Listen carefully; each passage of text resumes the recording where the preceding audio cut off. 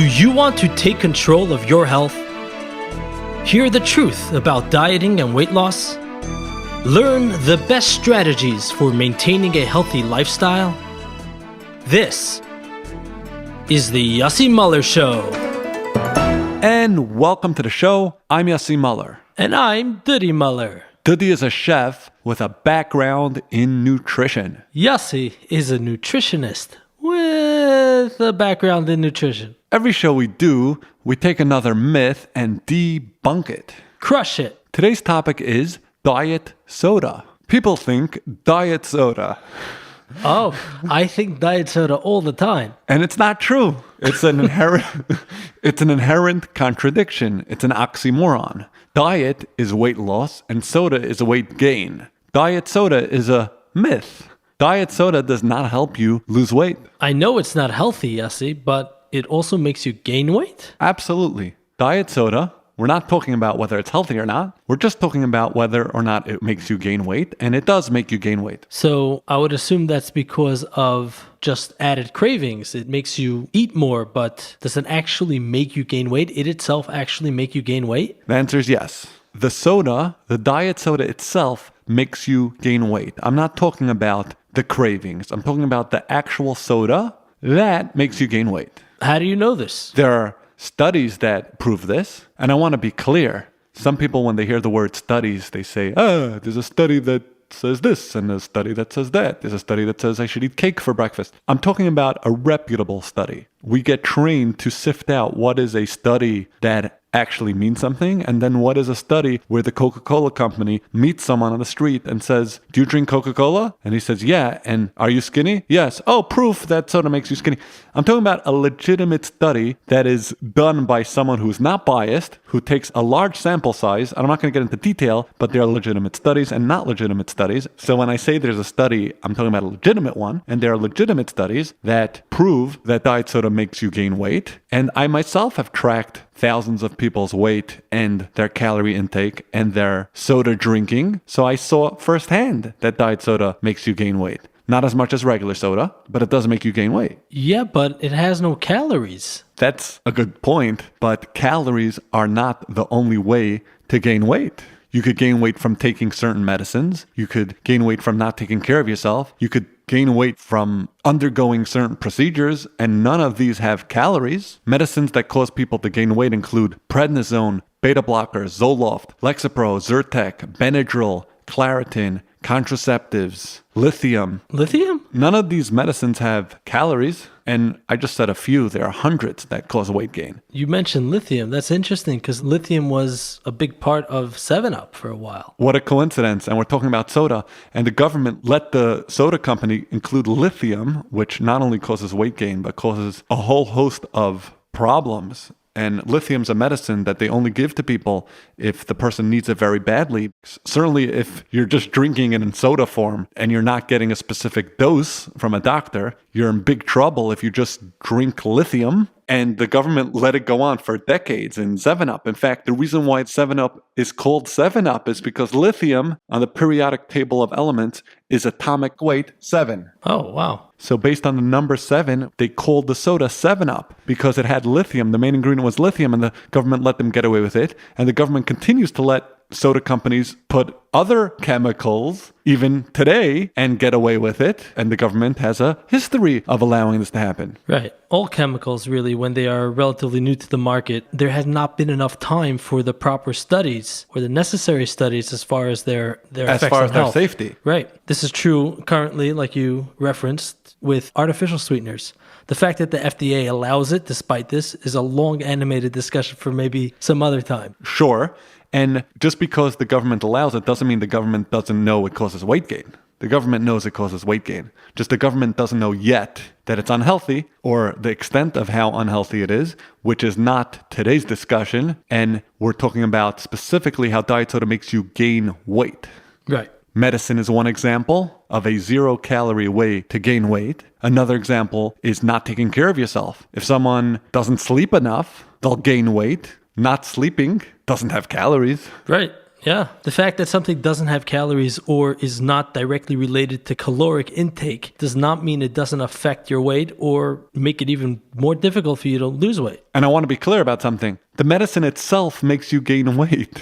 And the not sleeping itself makes you gain weight. It's not indirect that it makes you eat more. There are things you could do if you don't take care of yourself or you ingest medicine that causes weight gain. You will gain weight from the thing itself. Another example of not taking care of yourself is if you leave the light on at night while you're sleeping, you will gain weight. Really? Yeah. If your quality of sleep is harmed, pollution causes weight gain. Weight loss pills, not right away, but weight loss pills causes you to gain weight from the weight loss pills. It takes some time for it to have an effect. Fad dieting, Right. also not right away. Fad dieting, up and down dieting. This is expensive. Yo-yo? Yo-yo dieting, yeah. It messes up your system. Yeah. Your system doesn't work as efficiently. And even if you had the same number of calories over the course of your yo-yo dieting as you would have had you not yo-yo dieted, you could gain weight from the yo-yo dieting. So the yo-yo dieting itself, not the calories, is what's causing weight gain. And my favorite example of not taking care of yourself, which causes weight gain, is being in a temperature-controlled environment.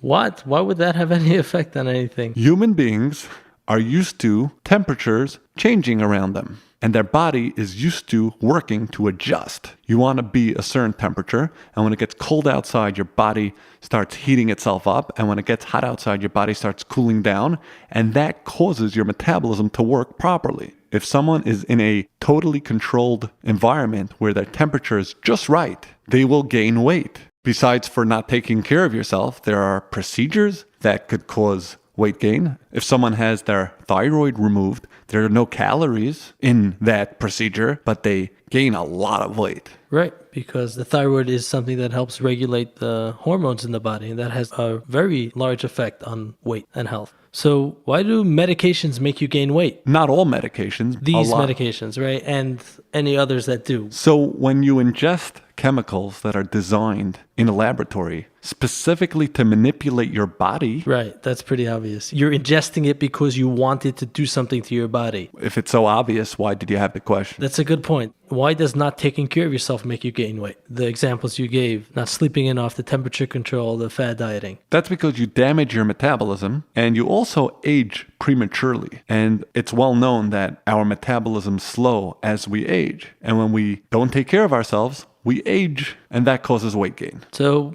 how does soda make you gain weight? Aha. So soda is ingesting chemicals designed to manipulate your body, just like medicine. Soda is also not taking care of yourself, and not taking care of yourself causes weight gain. So diet soda does not have calories, but it slows your metabolism. Wow. That's fascinating. It's fascinating because one would think that if something does not have calories, it cannot make you gain weight. I mentioned before that I had heard there's an issue with diet soda in that it increases cravings. Is that true too? Whether it does or doesn't is irrelevant. Why? Because unfortunately, no one cares whether diet soda will make them hungry or not.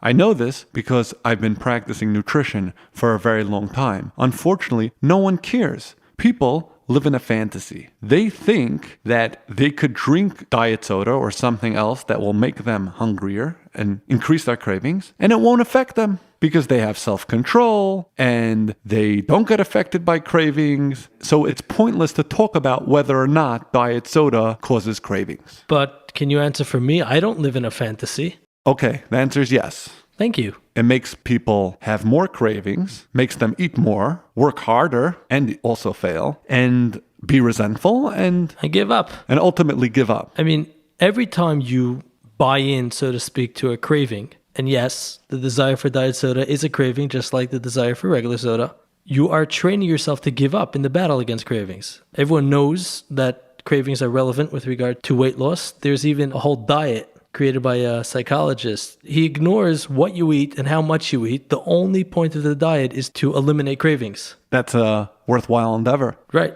It's all about the cravings. A study that demonstrates your point is that people who walk into a room, this is a fascinating study, people who walk into a room with soda on the table or on the counter, they consume, on average, 600 more calories. That's a lot of calories. That just is. because the soda is on the counter. It's just sitting there. You will eat more. It gets better. it doesn't matter if the soda is regular or diet. So that proves our point. And it also doesn't matter if they drink the soda or not. Oh, wow. Not even drinking it. It just being there already affects people. So if you walk into a room with soda, whether it's regular or diet, whether you drink the soda or not, you will consume 600 more calories. Why 600? Where does that number 600 come from? So this, of course, isn't across the board. It's on average, but go through each one separately. Soda has calories, and soda makes you eat more. So you drink 200 calories of soda, and then you eat 400 more calories of food. That's pretty simple. So what happens by diet soda?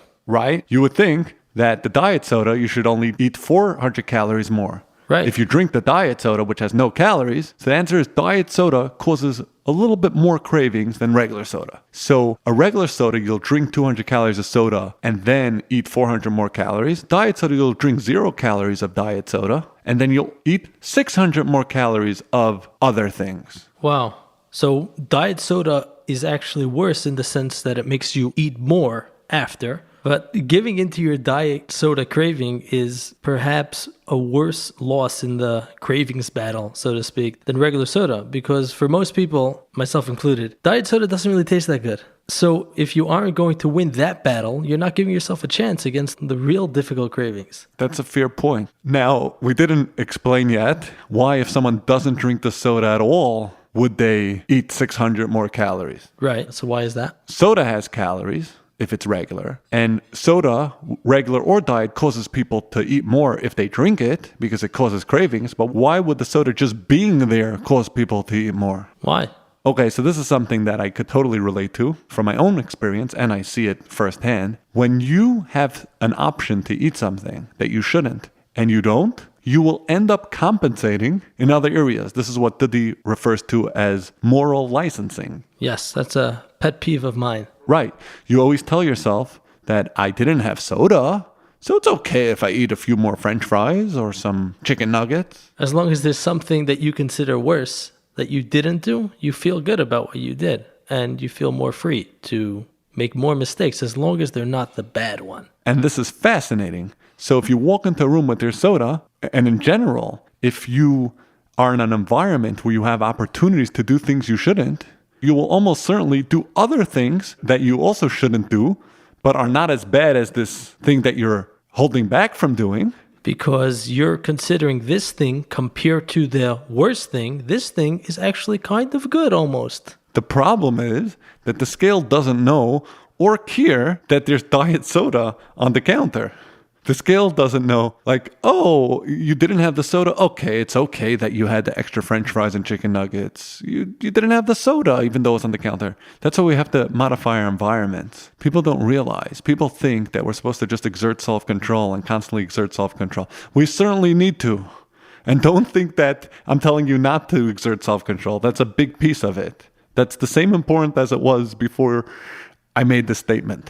But at the same time, you have to recognize the situations where self-control is more difficult and less likely for you to be in control and plan for that, either by avoiding those situations or having a plan of action. Right. And you must understand that your environment, having junk food around, you will eat the food. And if you eat it, you will crave other food. And even if you don't eat it, you will justify overindulging on other foods. And unless that other food is water or actual cardboard, it will not be a good decision, even though it's a better decision than the really unhealthy thing that you are around. Because the scale doesn't care what you didn't do. Right, it just cares what you did. And in this case, you overate French fries. Or you overate a muffin, which is semi-healthy because it has raisins in it. And coconut oil. But you didn't drink the soda. Suddenly you feel good about yourself. The scale does not care. Your weight does not care. But you don't recognize it. You don't even realize necessarily that you did something bad because in your head, the picture wasn't so bad because it wasn't soda. Yeah. And we just spent a lot of time talking about something that's unfortunately irrelevant because people don't realize that we humans do not have enough self-control to succeed if we are okay with making our problem greater by increasing our cravings. So what is relevant for today is that soda, regular or diet, will make you gain actual weight from the drinking it, not the cravings, from drinking it. That's the point. the take-home message. Another take-home message that I kind of slipped in is that we should really change our attitude.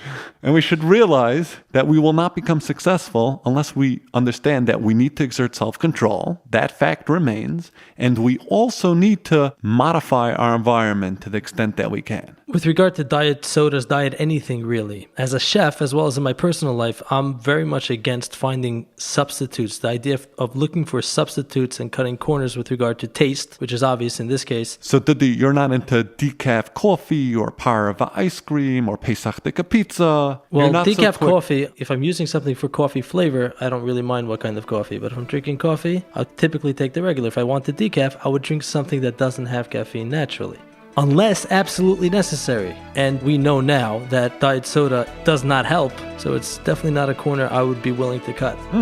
So don't drink diet soda. And don't drink regular soda either. You've reached the end of this episode. Thank you all for listening. We hope you join us next time. Goodbye.